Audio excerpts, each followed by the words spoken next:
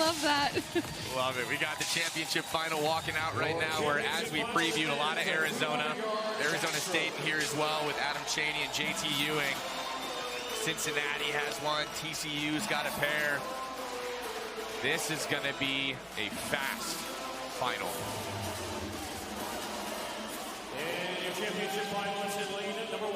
The sophomore from TCU. Lane number 1, we've got Philip Zachansky, sophomore out of TCU. Ewing won at 2 Sun Devils in this heat. The junior looking to get in there. He's been 139 this season already, so keep your eye out. Aiden Gersten, 3, the freshman for Cincinnati. And next door to him, another freshman who can absolutely fly, Alex Desson. 140.00 this morning. That guy will make this look easy, but he'll be working hard. 141.82 for Adam Chaney. Great underwaters there. But Chaney is flanked by 2 Arizona Wildcats. Ryan Hardy in 6. The 142.6 this morning. And guess what? Another Wildcat. Will Myers, 143.17 this morning. Arizona with a great prelim session. Edgar Sasansi, lane number 8. Senior out of TCU, rounds out this field. I am fairly confident. I think I would be willing to say pretty much just completely confident. But if you go 140.00 tonight, you're not winning this one.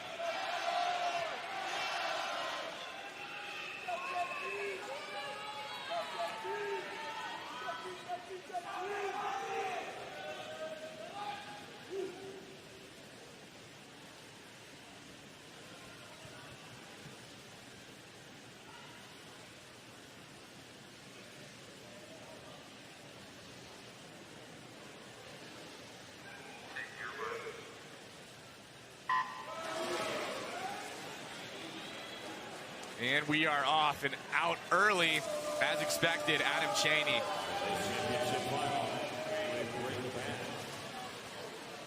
He makes a 200 backstroke look really easy. Really good underwater work. His tempo will be a little bit low, but that doesn't mean he's not working hard. He said he put 110% into it this morning, but a part of me just doesn't quite believe that. Alex Desson will be all over him these last 125 yards. 140.00 this morning for the freshman. We're going to need to check this 100 split for Chaney. 147.82 and a 25.1. So Chaney putting together a really good 200 backstroke. Being able to work underwater like that is a huge asset in a 200 backstroke like this. So it takes a little bit of pressure off what you have to do on top of the water. That doesn't make it easy.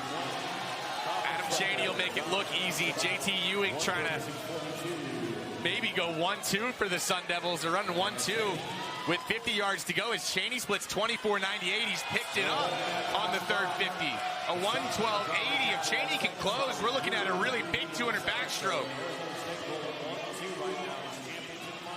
I said it's going to take sub 140 to win it.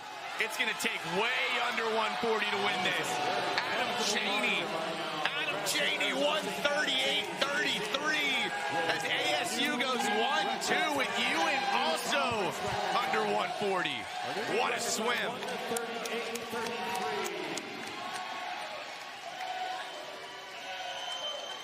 Chaney looks like he could have an unreal 200 back long course as well, just with the way his stroke tempo is and his distance per stroke.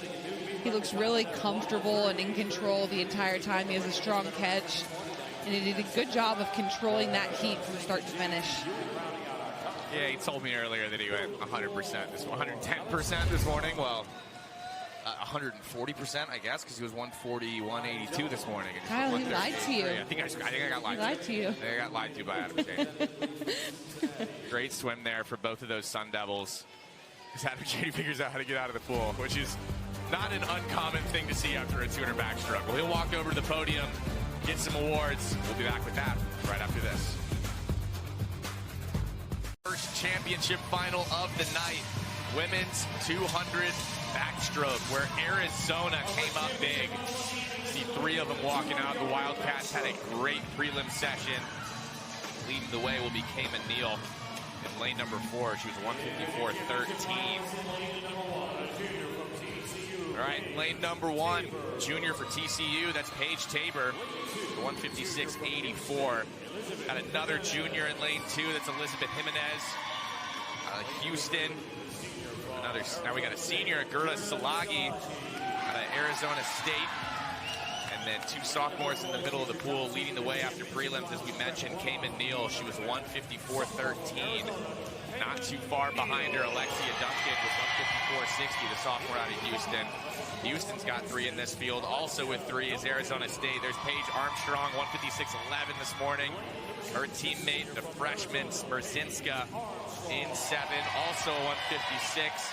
Rounding out your field, another freshman, Simone, lane number 8. Got a fun story to follow in this one. Arizona looking for some big points to try to run down Arizona State. They've made it tough with how they've swam so far. Lane number 6, the senior out of Arizona, Paige Armstrong, actually DQ'd in the 100 backstroke. Really close to that 15-meter mark. Talked to her coaches. They're looking for a bounce-back swim. She had a great prelim. See what she can do tonight.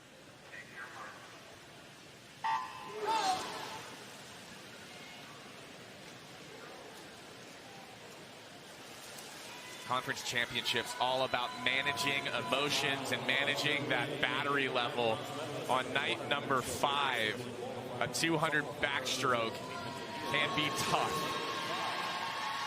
And adding to that a little bit of drama in the 100 backstroke and getting DQ'd and bouncing back, well, guess what? Leading the way through 50 is Paige Armstrong. So if you're a young swimmer watching this, you get DQ'd, you get right back up, and you get back into it because your team needs you. Arizona with 3 in this championship final. Neal in 4, Armstrong in 6, Merzinska in 7. And Arizona putting in work through 100 yards in this final as well. They'll turn 1-2 with Cayman Neal putting together a great second 50 to 55.29 at the 100.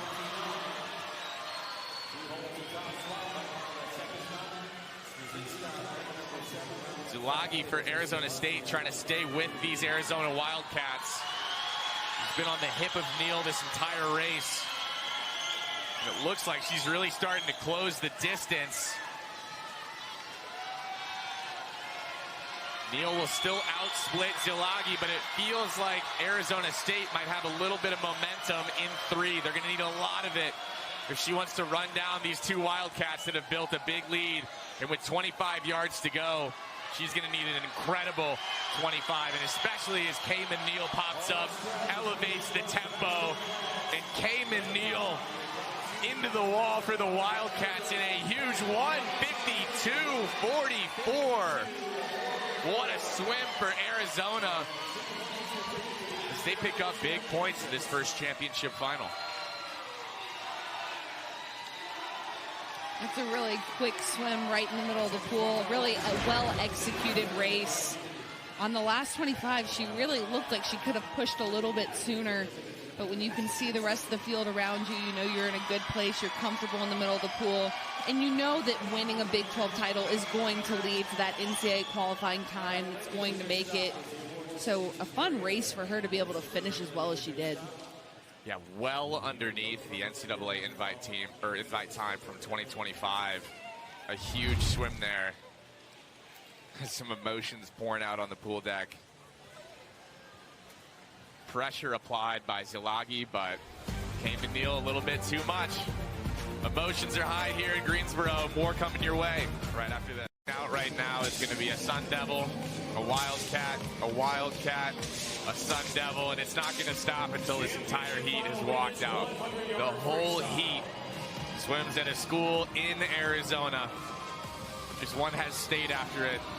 The other just ends at Arizona.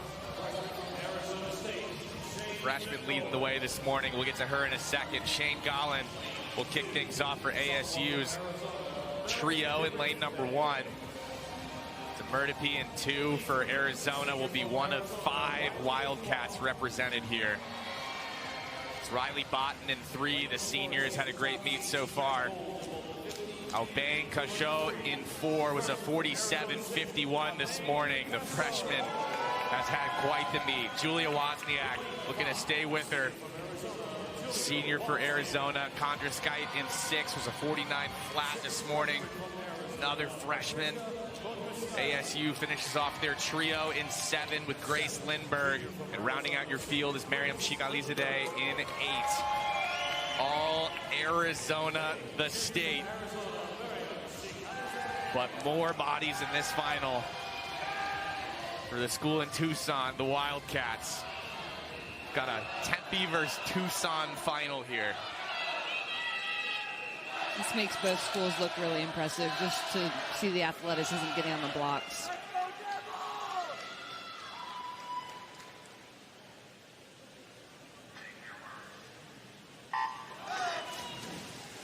A show of 47.51 in the prelims. It's a new school record for Arizona State, breaking her own school record.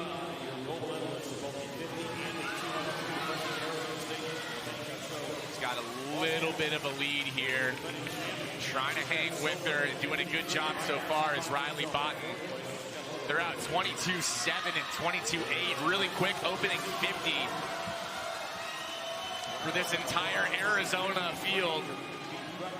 25 yards to go. Cachot with a great third 25. And it looks like she's going to run away with this one for the Sun Devils. The only race now is against time, as Aubin Cachot goes 47.42 and breaks her school record again. Breaks the meet record set by Claire Adams in 2022. And kind of did it with a long finish. She did. I was going to say that was quite the glide. It was probably a 50-50 decision, if we're being honest, but it made for a dramatic, it made for a picturesque inning, just watching her glide into the wall. It was not of any insult to the competition. It was not a showboating into the end zone situation. It was completely a decision that she had to make as far as just game plan wise. But here she is, flags in, a little long on the finish. And that's a huge win in 100 free, and it's really hard to stand out in a heat like that, in an event like that. And Cachot just was on another level there, breaking the meet record. Yeah, and you could see her kind of try to slow down her tempo into the wall. She's got more in the tank. More 100 freestyles after this. Speaking of personalities, every single personality walking out right now.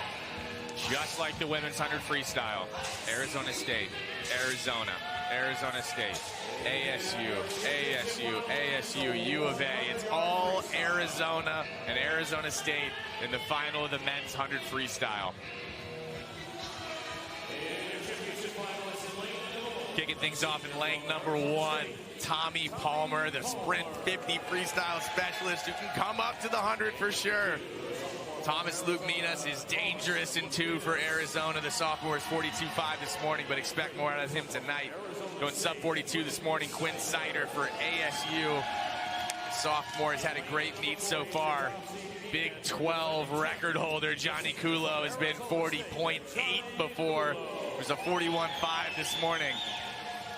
Remy Fabiani, champion in the 200 freestyle. 18.6 in the 50, and he's doing the in-between in the 100. Philip Sanksamardzic, the junior out of ASU, is a 42.33 this morning, and he's the 5th out of 6 Sun Devils in this heat. The 2nd Arizona Wildcat, Ralph DeLayden Q Ferry, is in 7. And Tolu Young, in lane number 8, was a 42.7, but he can get out quick.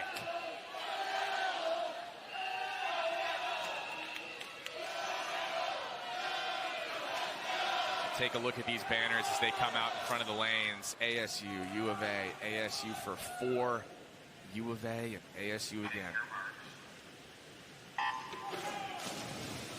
100 freestyle, when you've got a field like this, is a race of perfection. You really do need to be perfect when you're going up against a heat like this. As expected and as mentioned, Tolu Young out first. Now he's going to look to hold on.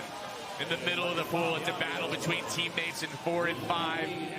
Quinn Snyder joining the party as well, but leading the way at 19-4 going out is Remy Fabiani. He makes it look easy. 30.07. We might be about to see a Big 12 record. 40.83. Keep an eye on it as Remy Fabiani goes 40.67. So he replaces his teammate Johnny Kulo as the conference and meet record holder with that 40.67. What an impressive conference and meet record for Fabiani. Just looking like he was on another level compared to a really talented Heat. He was out fast. His walls were good. He didn't jam anything. His walls coming off the walls was long. Kept his stroke long at the end, which is really tempting to spin at the end of 100 free. And he was strong to the wall. This makes it look incredibly easy. Great 200 freestyler who's 18.6 in the 50. And you would expect a guy that can go 131 in the 2, the 50, to be able to meet in the middle, and he definitely did. 40.67, a new conference record. Stole it from his teammate, Johnny Kulo. I'm expecting we'll see the two of them again in just a couple weeks, and maybe it'll exchange hands again. We'll find out. We'll step away for just a second. Utah Utes in here. No Arizona Wildcats, but the top time coming out of prelims, if I'm not mistaken, we'll double check, was an Arizona Wildcat. Deacon Gutschall in 1 for TCU. Reese Grady in 2 for ASU. 15-10 coming into this. Tanner Nelson, the junior for BYU, is going to be in 3. 15:09 seed time. Nick Chirafisi, though, is dangerous for the Utes. Your champion in the 500 is more than tripling it with the 1650 today. Easton Mauser in 5. Sophomore, 15:06. Utah represented well here. Jones Lambert in 6. 1 of 2 Utah Utes. Freshman Noah Mudadu in 7.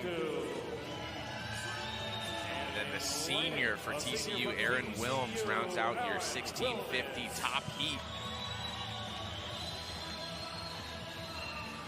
Nick Chirafisi entered at 15:00:54, but I've got a feeling he might go sub 15 based on his 500.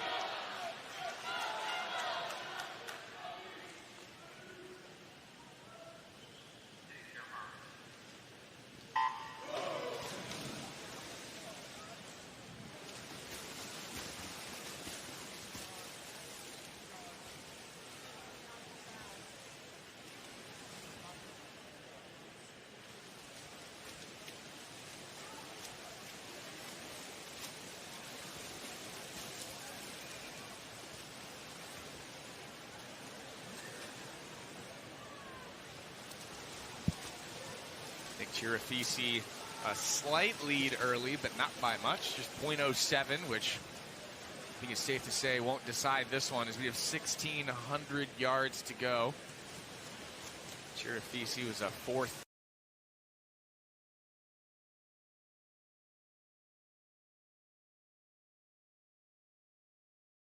They put together a great meet out here.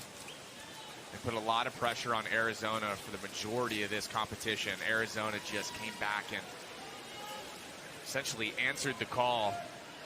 Both the diving well, sprint in the 100.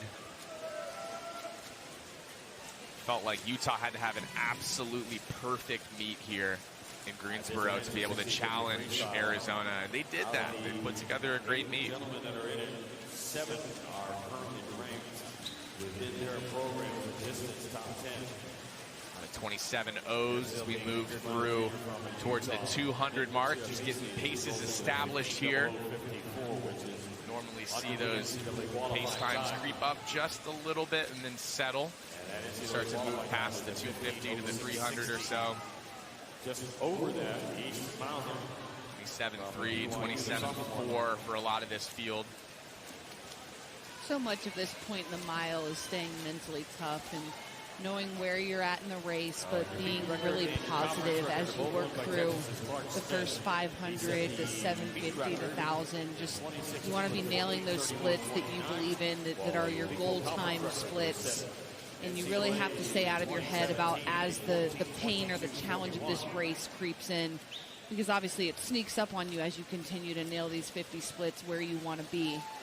And you don't get to let loose and race until you hit at least that 1,000-yard mark, with the 650 to go. And so getting to the halfway point and then over the halfway point beyond the 1,000 mark are huge milestones to stay really mentally tough and positive throughout. We talk a lot about the runner's high. There's kind of the similar thing in distance swimming where you just gotta, you're spot on. You gotta get to that point and don't panic, and then just kind of keep at that pace, and then you just get into a rhythm. And there are parts of it that you do get used to and not like, but you have some enjoyment for aspects of it. When you get hot in the pool and the water starts to feel warm on your skin, you're really working, you're in the middle of that race. And, when the counter starts to, the numbers go up and you're not looking at a 15 at the 350 mark. Exactly. You're working through, you get to 40, 45, 50.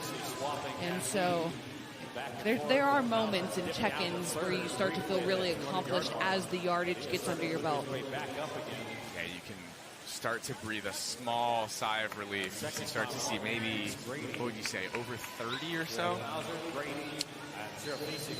40? Yeah. 30 is like 30. You're like, you feel like you've done a 500. Yeah, that's not.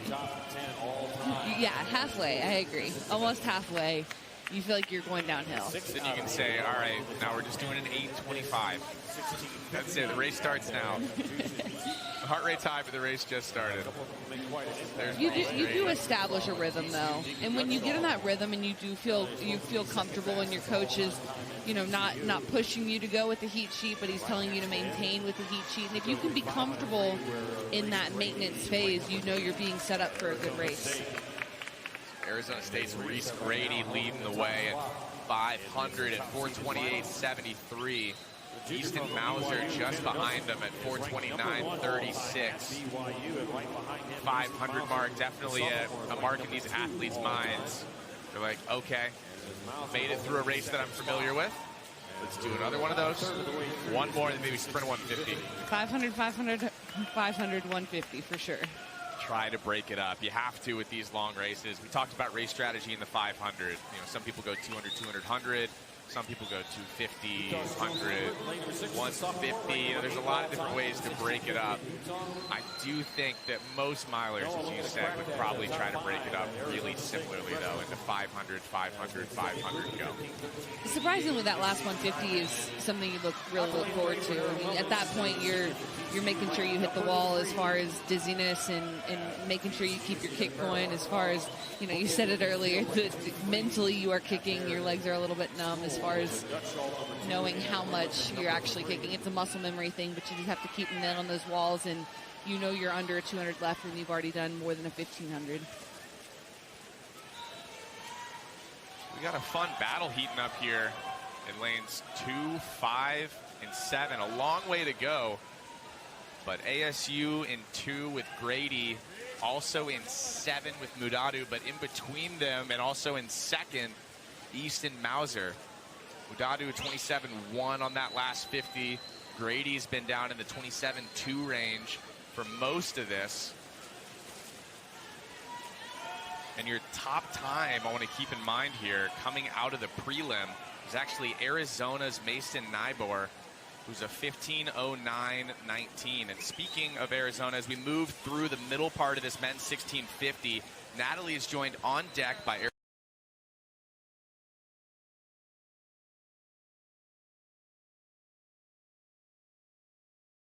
What stood out to you about her success here at Big 12 this year?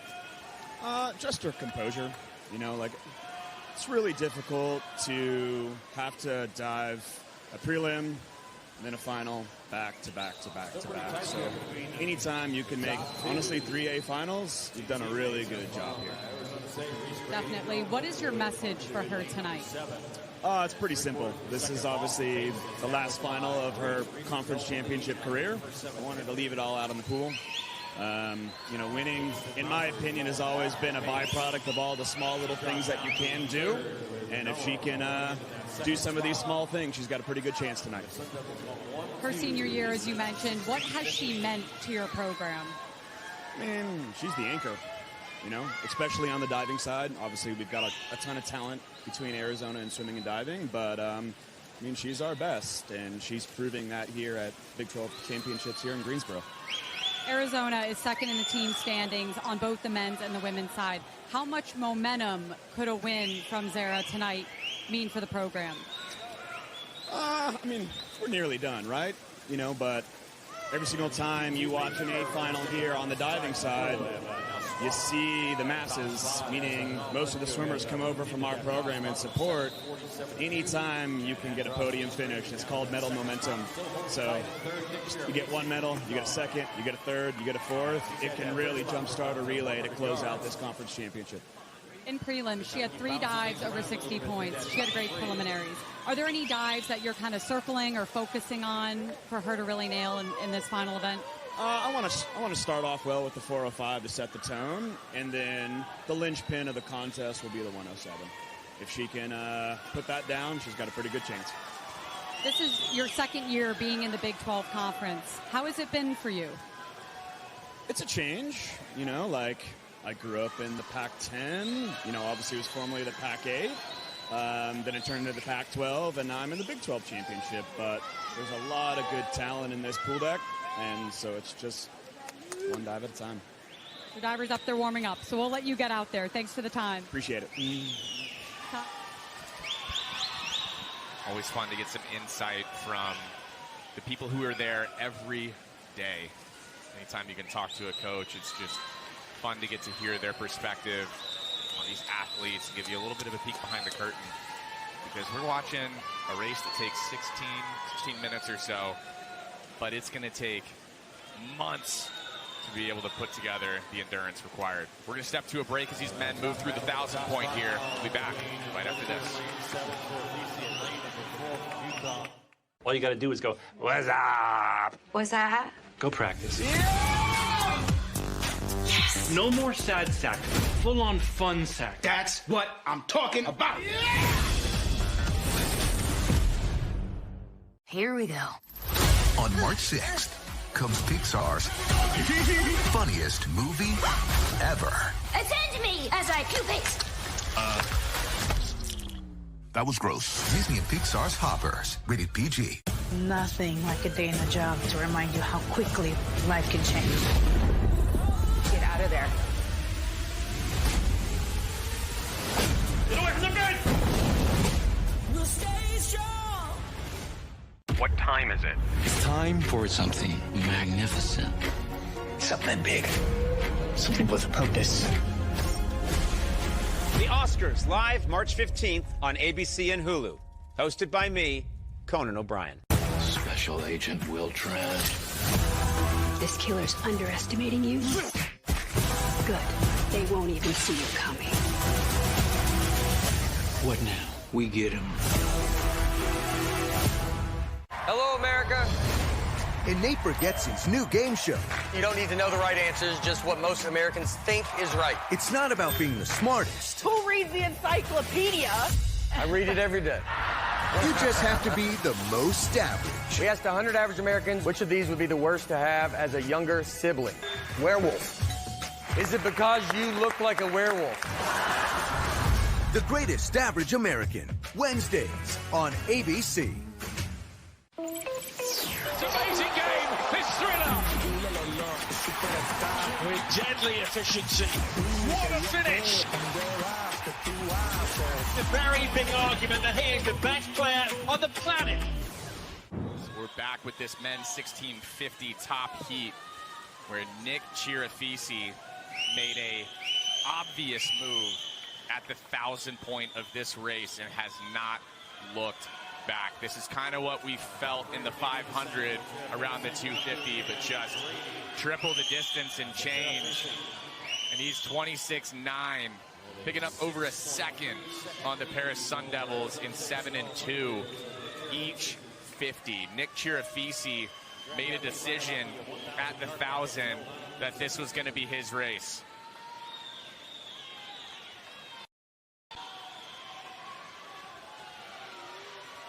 Another sub 27.50 split for Nick Chirafisi at 26.87. A 27.6 for Noah Mudadu as ASU holds on to second and third. Again, important to keep in mind that Arizona had Mason Nyborg go 15.09 this morning. But what an impressive swim from Nick Chirafisi, a patient swim as Utah, the entire seemingly program across the pool from him, he's breathing to him right now, is just going nuts. They'll breathe away from him on the way back. But we'll see that group right there go nuts when he starts to turn and go back the other direction. And well-deserved as he throws down another 26.8.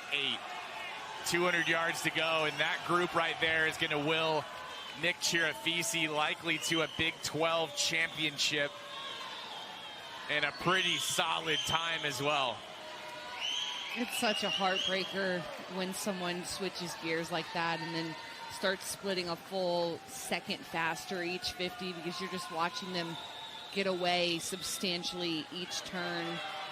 And you really have to keep it in perspective that, yes, that's the leader, and yes, in this moment you can't hang, but you have to remember just that this is for a spot on the podium, and also with it being a time final, to maintain your place in the seedings. Nick Chirafisi is coming up to the point where he's going to have 100 yards to go in this 16.50.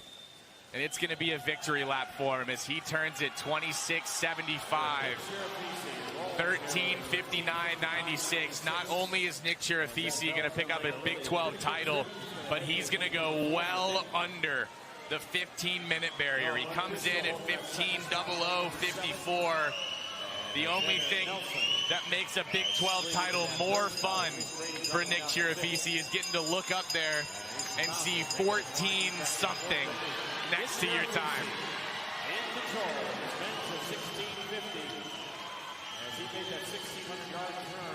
So Nick Chirafisi made a move at 1,000 and put together a great 650, and now gets to enjoy this final 10 yards and go sub 15 for the first time by 8 seconds and pick up another Big 12 championship.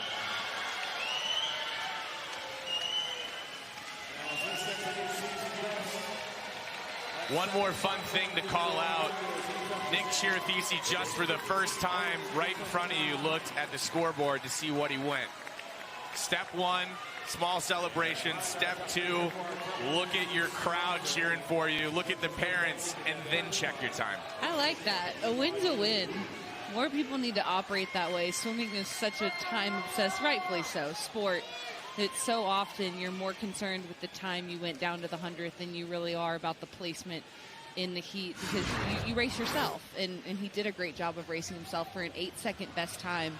That's something that only happens in the mile at this level, which just makes it so rewarding to get that huge victory, conference title, best time, really fast time overall. And to make his move the way he did, as decisively, he was really confident making that switch of gears, and that takes so much work at practice to have the ability to know that he can hang with that faster pace. Nick Chirafisi is going to try to catch his breath. We'll hand out an award, and then 200 miles from this entire heat today. And you'll see how they stack up against the miles that were thrown down just earlier.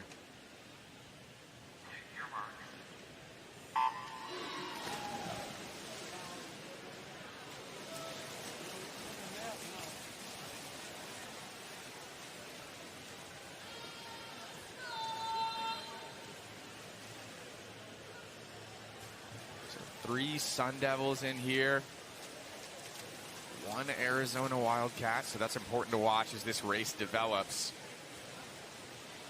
The race within the race is the team battle. Arizona's put up a great fight against these Sun Devils in Greensboro so far.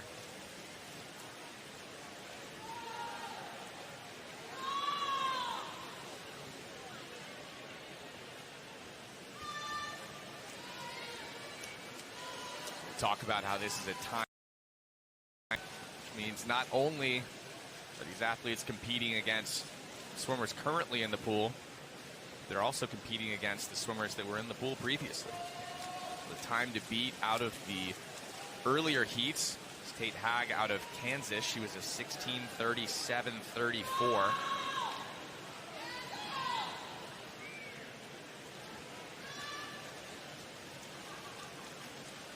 Does dip under a few of the entry times in this final, so always, I guess you could say fun to swim in the morning and then get to just kind of sit back and watch what happens to your time at night. Can be a little bit nerve-wracking, but also I don't expect your heart rate would go any higher than the heart rates are going to be in the pool right now.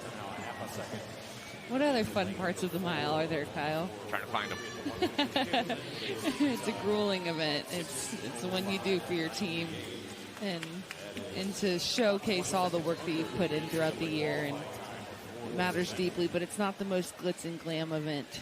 It's kind of like being a lineman. You know, the distance swimmers, they do a lot more laps during practice, a lot of hitting pace, a lot of repetitive, grueling workouts, but it all leads to this moment and this opportunity at a conference championship, same way it does for any other event.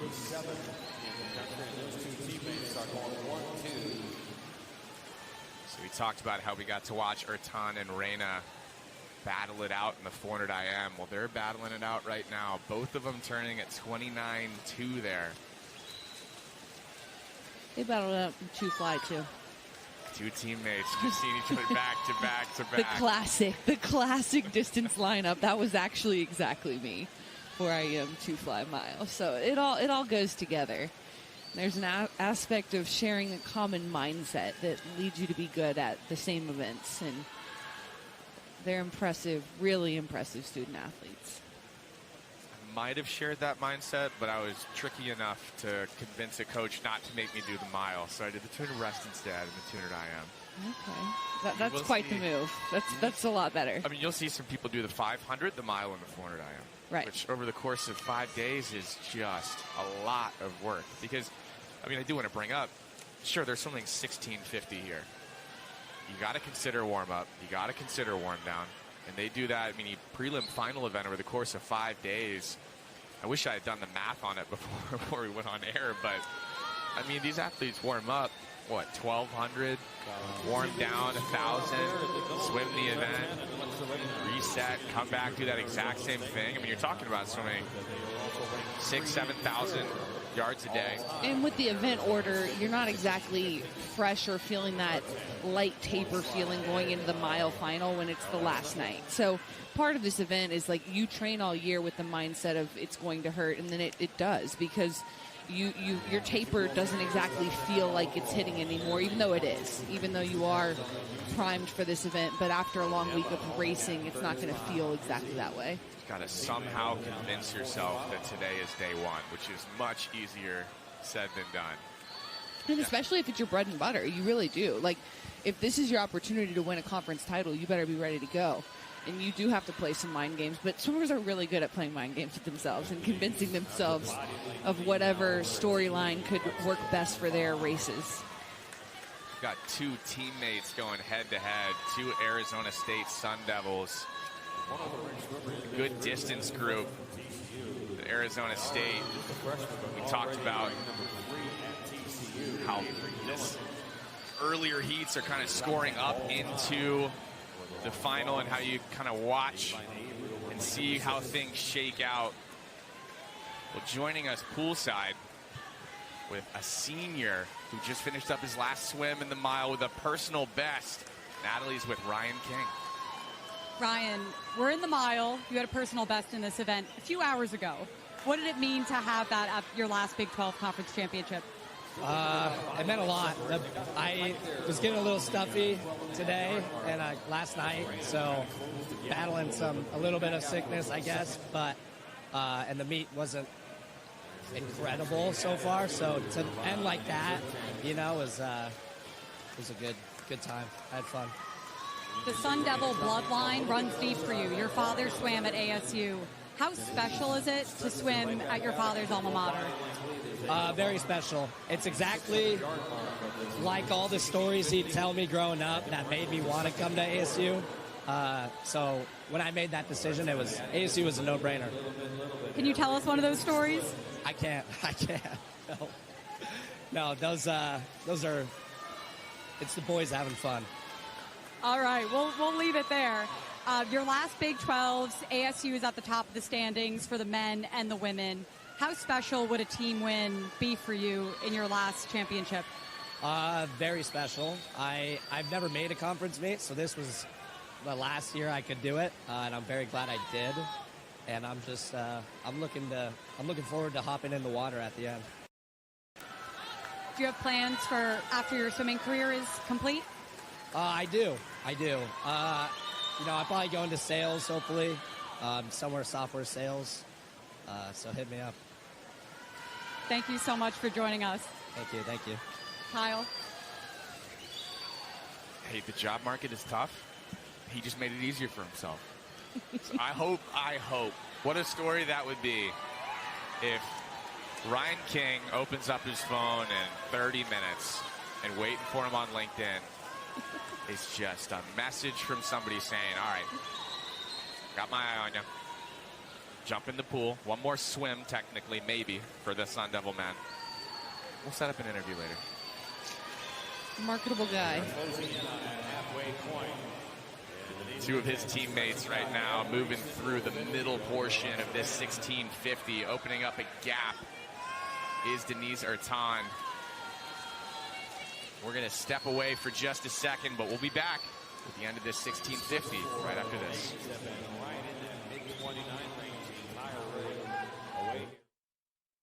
Being on a path trying to go to the Olympics, your life revolves around your training and making yourself better.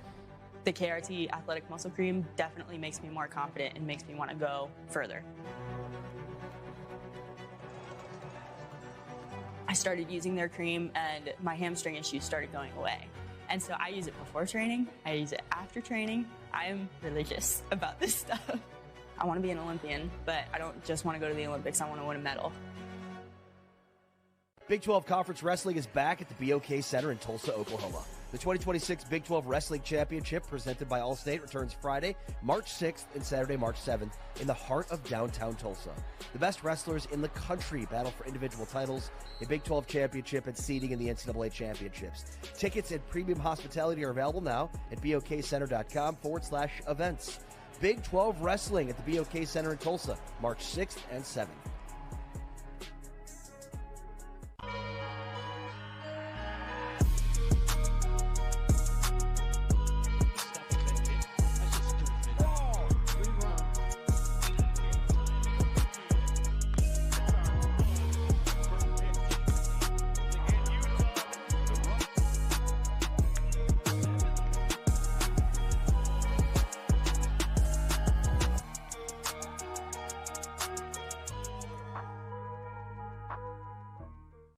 Join me as I take a deep dive into the least insulted ticketing app in history, SeatGeek. Did SeatGeek invent the ticket? No, but we do make them work. Drum roll, please. Ooh, how do I use the Seat View feature? It shows seats with a pole blocking the view. Don't buy those. What if I want to sit behind a pole? Buy those. Join me as I bore you to death with a series of interviews about a ticketing app that just does what it's supposed to do.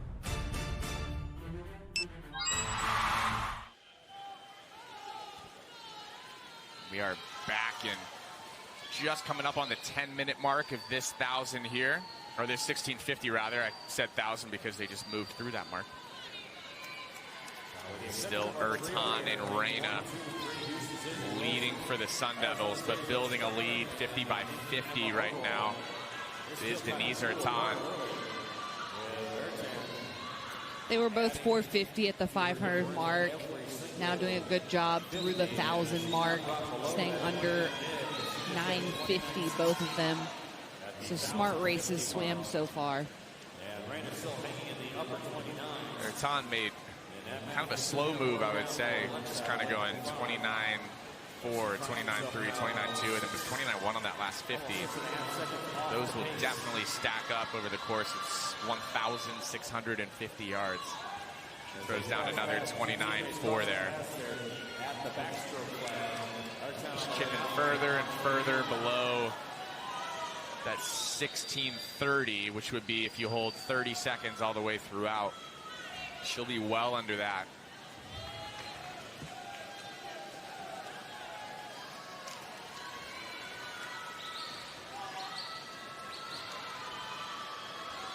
Ertan's best time in this event, a 15:53.23 from a couple years ago.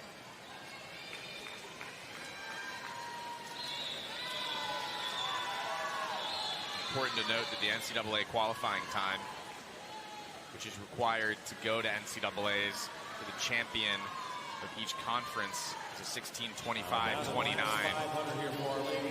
Doesn't seem like that'll be a problem at all for Denise Ertan. She stays under 30 there.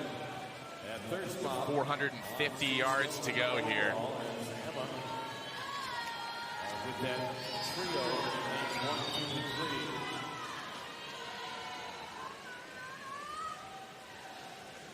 There we go. We make the turns, and it's overall Wilson really high in the water, just kind of using those legs to balance. Consistent stroke rate throughout. That's why we see another 29.5. Talk about repetition.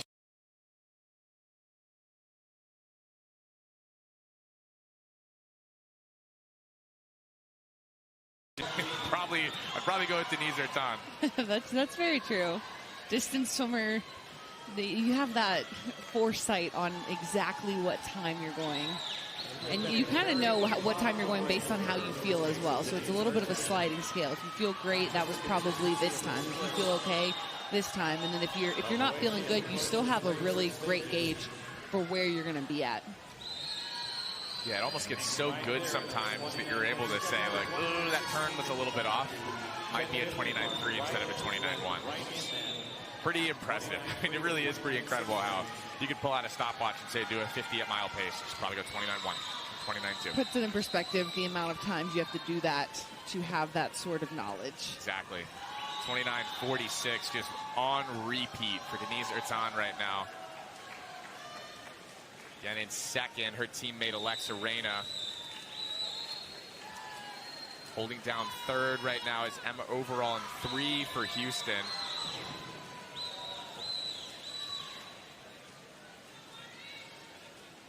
She's got 2 swimmers just beneath her and 2 and 1. That's Sutphin and Wilson that are trying to challenge her for that third place position. They've been in this trio kind of this entire race. We talked about it, how it's, we say it's fun, right? To have a 200 backstroke where every single 25 you're just locked in and then you get your hand on the wall first. I would say maybe the mile a little bit less fun to just have somebody right next to you the entire time. You try to make a move, they answer back.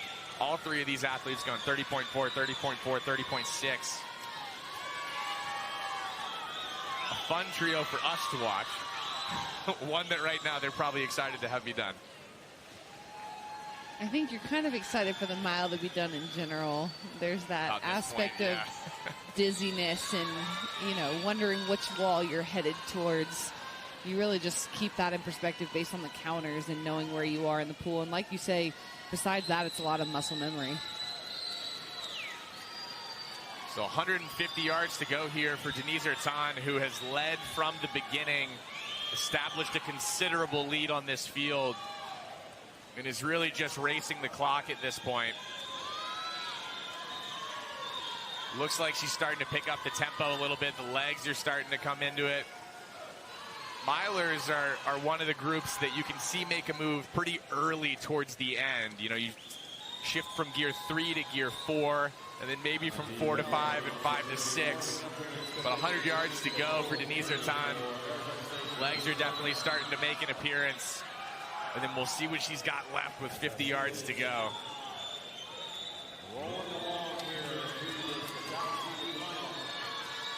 Still in second is Alexa Reyna for ASU. She's got a big lead over third, fourth, and fifth. And starting to build a lead is Emma Overall in 3 for Houston. Sutphin and Wilson are going to have a huge last 50 to run her down and get third. But it is Denise Ertan in lane number 4 for the Sun Devils. ASU won the women's 100 free. They won the men's 100 free. And Ertan is going to bring home another title for Arizona State in the women's 1650. And she'll do it in a time of 6:06:04. Well under that NCAA auto qualifying time for conference champions. Ertan did a really good job of training to be able to execute that race strategy. Like you mentioned, just really consistent 50 splits. She does a good job of keeping a strong arm tempo. She's not quite dragging her legs. She gets a decent amount of her out of her legs, especially for being a distance swimmer. And then she was really able to pick it up at the end. She had Whitewater coming after the last 50 or 100. Just looked really strong and confident going into that bell lap, and a really impressive outing and a hard-earned win for this conference title. Hard-earned, no doubt. That's got to be about as difficult as it could possibly be to earn a conference title. It definitely takes the most time. It definitely does. Two teammates and training partners hugging it out after over 16 minutes of just going. 16:06 for Ertan to win. Reyna 16:18. Sun Devils go 1-2, and Overall takes third for Houston.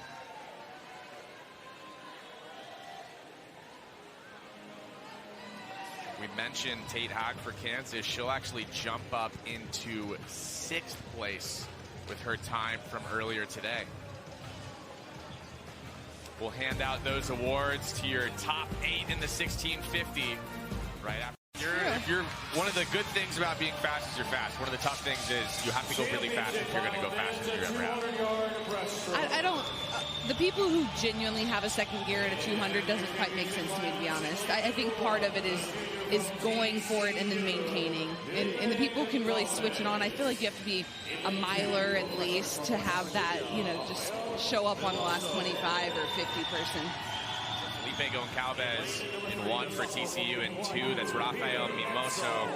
In 3, Peter Etzold for BYU, a great 100 breaststroker, could definitely do a 200 as well. Speaking of the 100 breast, Andy Dobrzansky is one of the fastest 100 breaststrokers in Big 12 history. He's been 51 flat. He's also been 150 in the 2 breast, so keep an eye on him. Braden Tayabasalo, a great long course 200 breaststroker. Keep an eye on him for that second gear you were talking about. Lucien Vernet out of France, but also swimming for Arizona State, will make this look easier than it is. Kyle Bumgardner for Cincinnati is in 7, and his teammate Benson Wong is in 8. Both of them were 156.3, 156.4 this morning. I had this circled on my heat sheet because I have no idea what is going to happen in this 200 breaststroke. Ooh. I really have no idea. What are your theories? What could happen? Andy Dobrzansky could go 150. Braden Tayabasalo could close in 54 seconds. Great finisher in the 200 breaststroke. Peter Etzold, great breaststroker in general. Likely going to be out really fast. But then there's Lucien Vernet, who is just an incredible swimmer all around and is going to make it look really easy. So I don't know. Normally I have a pretty good theory. I think I just explained to everybody that I don't really have one. I like it. A good race with some potential style points. So Vernier is getting after it early. But going with them is Dobrzansky. So 153.0 this morning for Dobrzansky. 155 for Vernier, which really felt like I need to do to get to the final swim. Ty Vassallo is a 154.57, and we know that he's going to close well. We talked about those breaststrokes that are just relentlessly forward moving. Andy Dobrzansky, a really good example of that. Bernier leads the way at 53.22. All three of those guys splitting 28 low.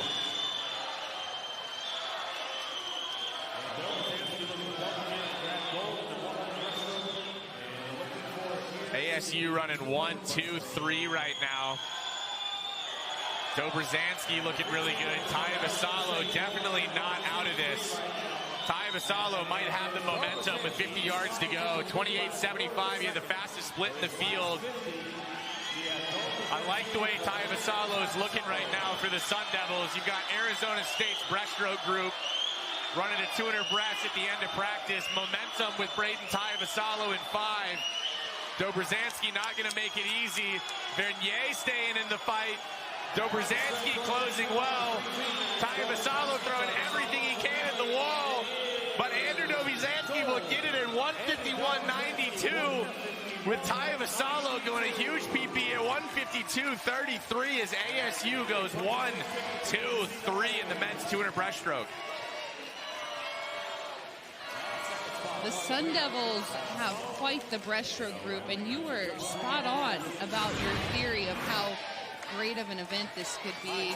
All three in the middle of the pool working their pullouts with great technique, good tempo. Dobrzansky was breaking his stroke a little bit towards the end of that, wanting to get to the wall in front of his teammates. That is natural, but a really good race right in the middle of the pool from some elite breaststrokers. So Dobrzansky will qualify for NCAAs with that 151.92. 152.33 for Ty Vassallo will be really close. Last year, the invite time of 152.89. Expecting it'll be a little quicker this year. But a great race, a fun one, as expected. No idea what was going to happen, but we just saw ASU 1, 2, 3. Women's platform up next. All right, I got to find a here somewhere. All right, because, like you said, momentum. Yeah, exactly. There's momentum with this final coming off prelims. They all made the championship heat. They're walking out now next to the sparklers, next to the CO2 cannons. We've got a pair of seniors in this heat. Lane 1, starting off with a junior out of Houston, Evelyn Entrikin.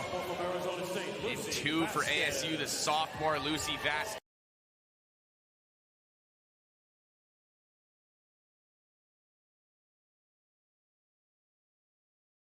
Lane 4, top seed Flo Peter for Houston, looking to end on a win in the Big 12 Conference. Nina Vadavikova for 5, the junior out of TCU is at 210.50 this morning. Eleni Gawal in 6, the senior out of Arizona. Great 100 breaststroker, can do the 2 as well.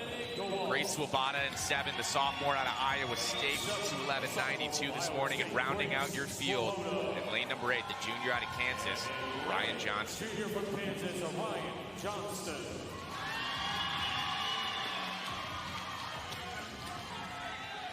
Senior in 4, looking to pick up another Big 12 title for Houston.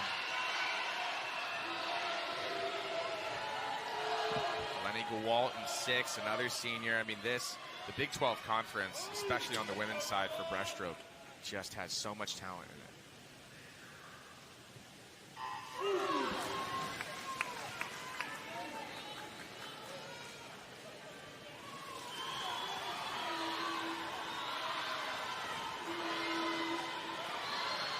Talked about Gawalt being a great 100 breaststroker. Well, she's showing you why. Great first 25, looking to establish a lead for Arizona early. But I really do want to point out Vadafikova in 5. Just watch the end of her pullout. I mean, just carries so much momentum out of the pullout. And in a 200 breaststroke, the people that are kind of holding on to the end of that last kick, maybe a little bit of a longer stroke as well, those are the people you should be worried about with 50 yards to go. All of the people that are taking extra strokes per 25, you talked about your stroke rate and how much that distance per stroke matters. And each time you're taking that extra stroke, you're working. So the ability to carry momentum and to get the most out of every kick and pull is so important in one of the longer 200s. I really like Vadafikova here. I mean, she's just carrying so much momentum. And while everyone else is working, she's just gliding. And so if she can really turn up that stroke rate on the last 50, I really feel like she's going to be in a good spot. But not making it easy is Gewalt and Flo Peter. You've got a junior in 5 trying to take a title away from 2 seniors. You can see her stroke rate starting to come up, but so is Flo Peters. A 32-7 as Flo Peter starts to pull away from this field. If anyone wants to go with her, they need to go right now. Flo Peter, the senior, seems to know what's on the line. With 25 yards to go, she turns and sees that she's in the lead. She pops up, great stroke rate. A few more strokes for Flo Peter, and she's going to pick up a title for Houston in a big way in a 2:08.11 for Houston.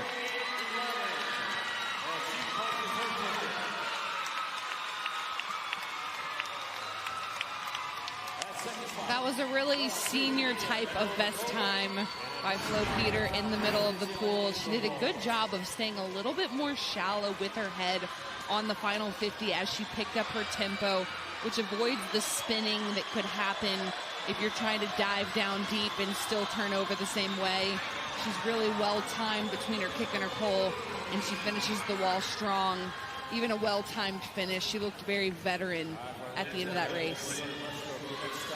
Didn't panic, didn't elevate too quickly into tempo. I mean, you're spot on. If you go from a 5-stroke 25 into 8, you can really see a lot of people start to slip water out front. Breaststroke, one of the weird strokes where if you try too hard, you might actually start to go slower. Flo Peter turned up the tempo, closed in 33-17, taking it all in, 2:08.11, a Big 12 title. Up next, our last diving event here from Greensboro, the women's platform final. Once again, I'm Kyle Sockwell, joined by Natalie Calabat. Natalie, one more. Langley Peterson of Cincinnati wastes no time getting this party started here on the platform today. Callie Eaglestone up next. Back 2.5 with 1.5 twists, 3.2 degree of difficulty off the 10 meter.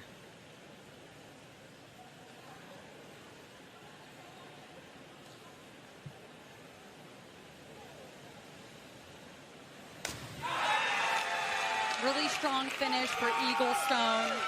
Big support system from the Utah diving team on the side of the pool deck. Great jump, transitioning from the twist to the pike. Good pike come out. Confident kick.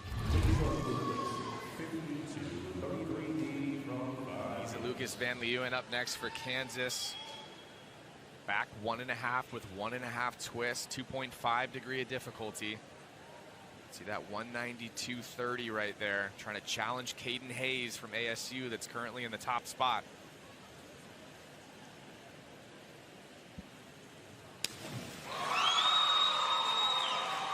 Solid finish for Lisa Lucas. Her last Big 12. Blows a kiss to the camera. I love it. Great jump. Good commanding twist. Squares it out. And she is just full of excitement and energy, leaving a good last dive in this pool. That's what you want.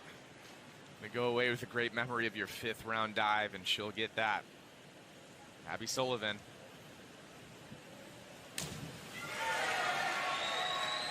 Also finishing strong. Thumbs up to coach. Has a great approach, gets the arms all the way through. I love that she keeps her head up on the takeoff and on the finish. That's why she had so much control in the come out of this dive. Michelle McLeod has put together such a good program. She's still sitting in 3rd.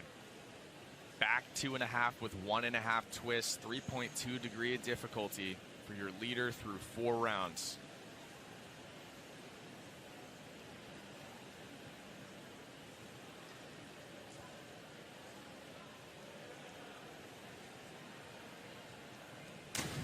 McLeod got second in this event last year. Her coach, Bob Gunter, calls her the leader on this team.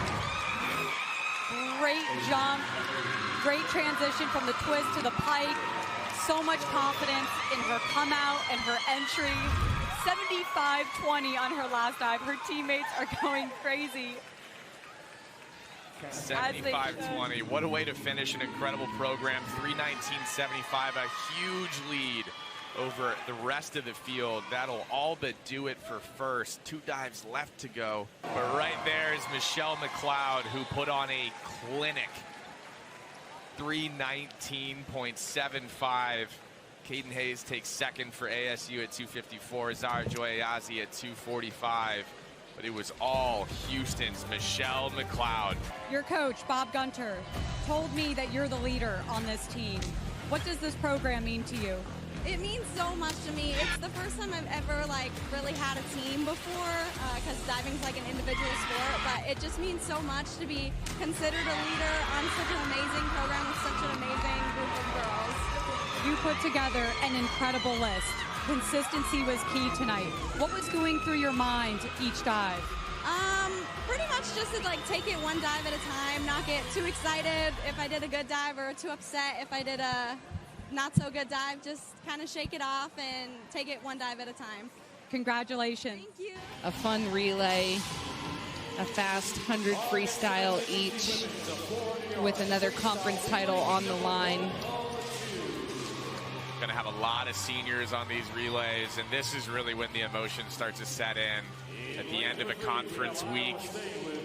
400 free relay is just that relay that says, all right, give everything you've got as a fan, everything you've got as a swimmer, as a teammate, as a coach into this relay. Iowa State's going to be in 3.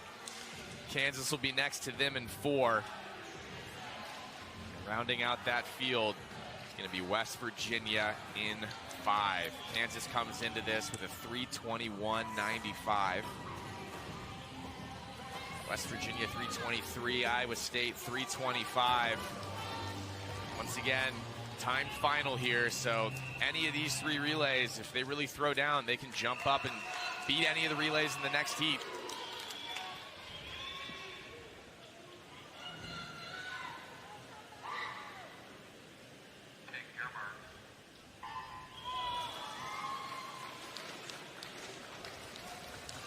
Greased in 3, Caroline Blake in 4, and Gabriela Martin de la Tour in 5 for West Virginia. This is the first of 2 heats in the water right now. 4 swimmers, each swimming 4 lengths to the pool. We're pretty much tied in 4 and 5 through 50 yards.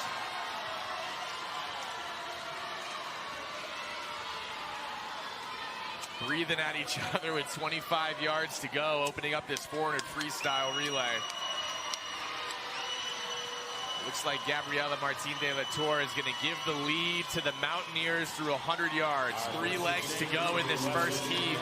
A 50.36 is a great way to start. And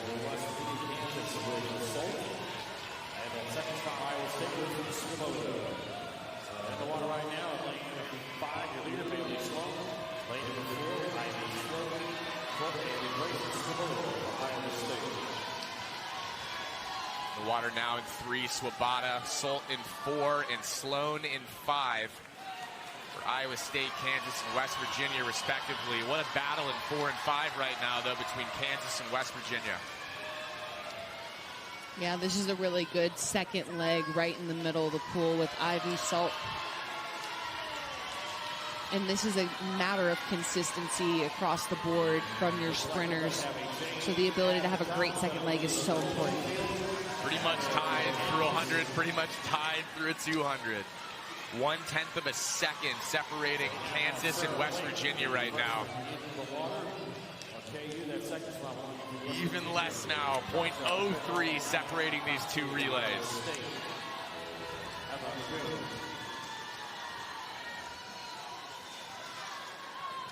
Between 0.08, they've been within a 1/10 of a second on the last 3 splits. Neck and neck through this 3rd leg of the 400 freestyle relay. Natasha Whittall for West Virginia opens up just a slight advantage over Sarah Blake from Kansas, but Blake fighting back as the anchor legs go in the water for these two relays that have been battling it out. 0.2 separating them. And a great exchange in 4. Haley Farrell jumped up maybe in the lead. Delia Ostin in 5 for West Virginia, jumping back in front. They've been back and forth and back and forth. And with 50 yards to go, 0.17 separating these two relays. The team that went in second is now in first. The team that was in second is now back in first. This is what you scripted as 0.03 separating these two relays that have been essentially tied for 390 yards. Under the flags, it looks like a slight edge is going to go to the Mountaineers, and they'll get it. 3:21-24 for West Virginia.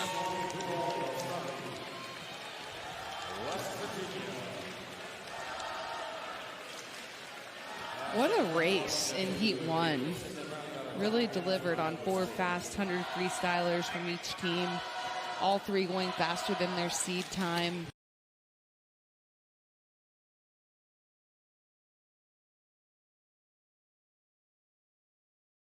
In the pool on this final event. And it comes down to the flags in for Kansas and West Virginia. Both doing a good job getting under 322. Stroke for stroke under the flags, ended up tied. We got one more heat. The women's 400 freestyle relay coming up next, where we get to see 2 schools in the middle of the pool that have gone head to head in pretty much every single relay that we've offered so far. Do it one more time. They share a state boundary. They're seated at 314 and 315. There's one of them, and the other's walking out right behind them. 2 great sprint programs in the state of Arizona. Going head-to-head one more time for us from Greensboro.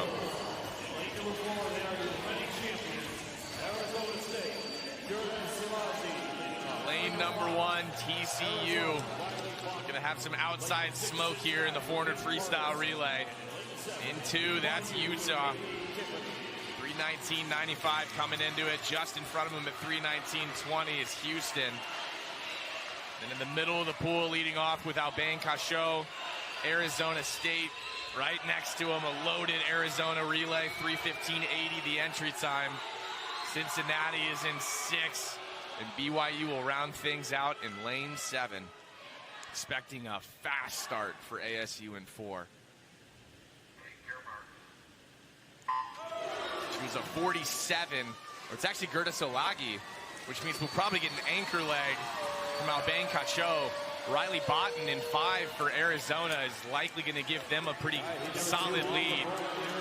She was in that A heat, the 100 freestyle earlier.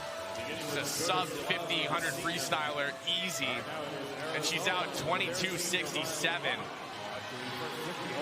Trying to hang with her is Gerda Solagi. It's a tough coaching call to decide if you want your ace to anchor or lead off. Seems like Riley Botten is saying, I'm the ace on this relay right now. We're going to check the split as Yolagi fights back pretty well in the last 25. A 48-28, a huge swim. 49-17 for ASU as Condra Skite and Ullman now go head-to-head in the middle of the pool. You're going to see some great underwater work from Julia Ullman as she starts to chip away at the lead that was built by Arizona.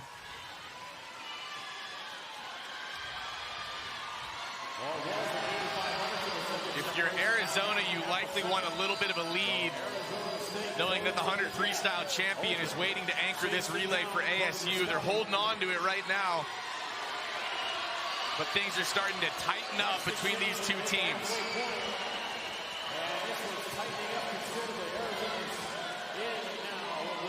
.33 separating these two relays in the middle of the pool as Lindbergh dives in 4 for ASU and Demertepe in 5 for Arizona. we're going to have two really good anchor leg swimmers diving in and putting an exclamation point on what we've seen in Greensboro thus far. As mentioned, Arizona likely wants a little bit of a lead, of course, but they want it even more knowing that Alban Cachot is waiting in the wings for Arizona. They're going to have about a half body length lead, and we're going to find out if it'll be enough. As Wozniak jumps in the pool for Arizona and Cachot is in the water for ASU. You couldn't script it any better than this. Two stars for two programs that share state lines going head to head. The team race is locked up, but both of them want to go home on a high.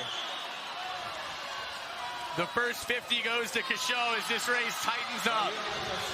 Cachot in 4, Wozniak in 5. 25 yards to go, and they're going to go into it all but tied. Arizona jumping to my right, ASU jumping in front of me. Cachot puts her head down, and she'll win it for the Sun Devils in 3:12.86. Crushing their entry time. An NCAA qualifying cut and just outside of the meet record. What an incredible race to end with on the women's side. Cachot's on another level with her straight arm freestyle stroke. She drives her hips with her legs really well. She stays in sync perfectly that entire 100. Her timing is like clockwork. And her ability to lean into the muscle memory of her elite sprinter stroke is really impressive. The patience, watching her on that relay exchange, she gave, she didn't try to cut it close because she had so much faith in her ability to swim down Wozniak, and just a really fun race to watch in the middle of the pool. A fun race and a great split and a great meet overall for Alban Cachot. I mean, we talked earlier about, it's fun when the commentators are saying, well, is she going to win freshman of the meet or just overall swimmer of the meet? Up next, we've got the men's 400 freestyle relay. The team race might be locked up, but momentum going forward and bragging rights are on the line in this 400 freestyle relay. NCAA record at 2:42.30. I bring that up for a specific reason. Arizona State was just outside of the 200 freestyle relay NCAA record, and they're just outside of it by less than a second with that Big 12 record of 2:43.22.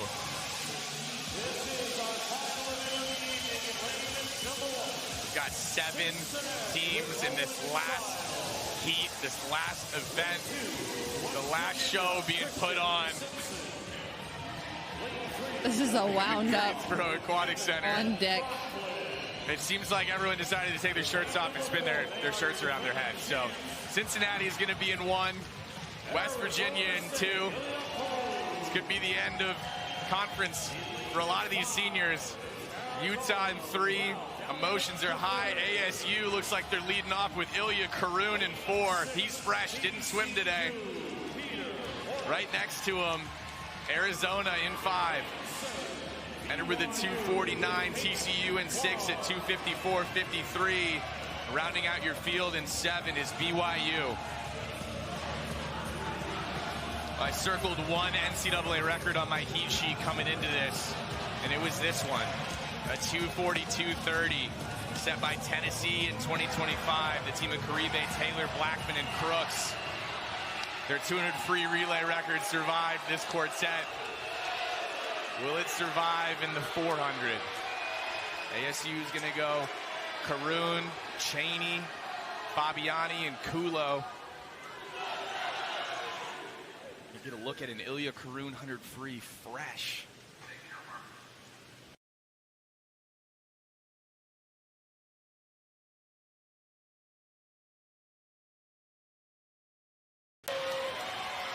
Looking for an average of 40.6 if you want to be knocking on the door of that NCAA record. Important leg to start things off because you're going from a flat start. And Ilya Karoun is out 19.6.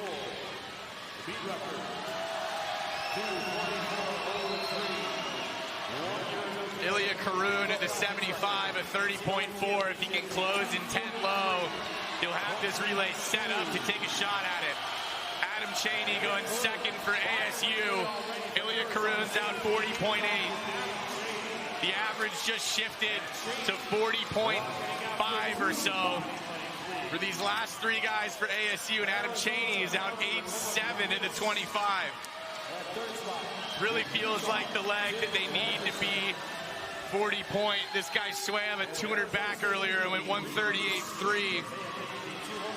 Well, he's out 19 low so far. A 40.8 for Karoun leading off. You want to be 121 or so.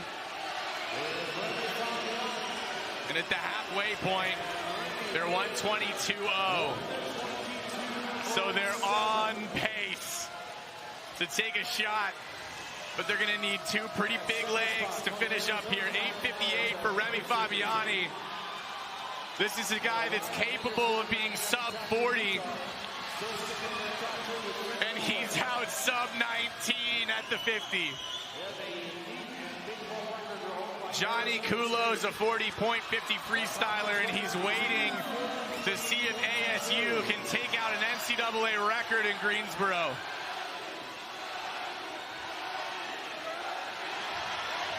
Tight exchange for Johnny Kulo, but why not?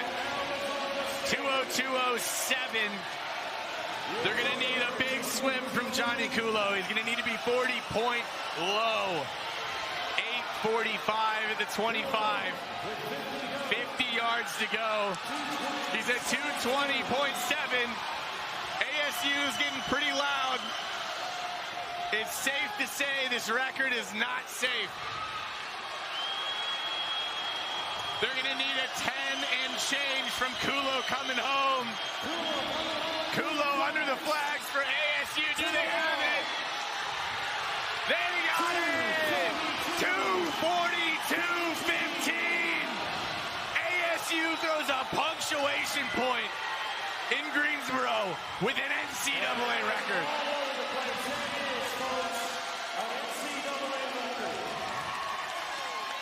I have goosebumps. That was a wild race. Really well done by just an incredibly deep team of Sun Devils.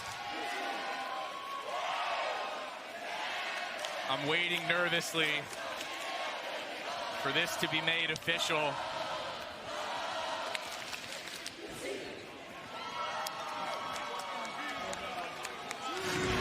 Let's take a look at this again.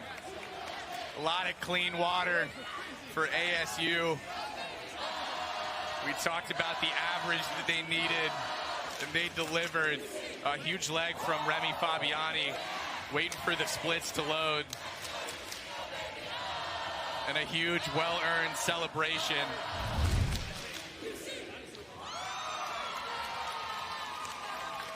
I'm looking down on deck to see if anyone has any concerns about the relay exchange of Kulo, but it looks like we're okay.